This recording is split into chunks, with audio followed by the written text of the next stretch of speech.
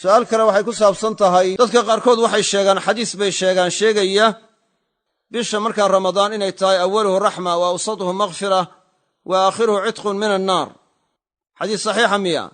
jawaabtu waxay tahay xadiiskaasi saxiix ma aha waa daciifun jiddan aad iyo aad buu daciif u yahay dacfigiisuna weliba waa daran yahay dacfi sahlan maaha saas aawadeed in nebiga loo tiiriyo calayhi salaatu wasalaam sax ma aha dacfigiisuna waa daran yahay waa daciifun jiddan bishuna waa wada maghfiro waana wada markaa xorayn ruuxii naarta laga xoraynayo in markaa toban bay u kala yihiin ma aha saxdu waata axaadiista ay ku soo aroortay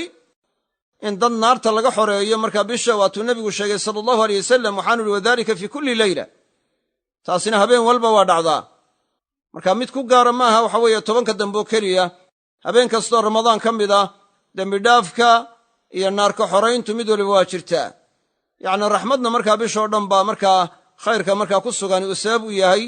saas aawadeed xadiiskaas yaan lagu kadsoomin ma sugna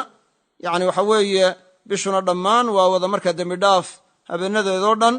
waana wada markaa naar ka xorayn habeen walba waa dhacaysaa oo markaa waxaa ka mida dad baa naarta laga xoreeyaa jacalana allaahu min aladiina yuctiquhum allaahu min annaar ilaahay haynaga yeelo oo haynagu daro kuwa naarta ka xoraynaye wallaahu aclam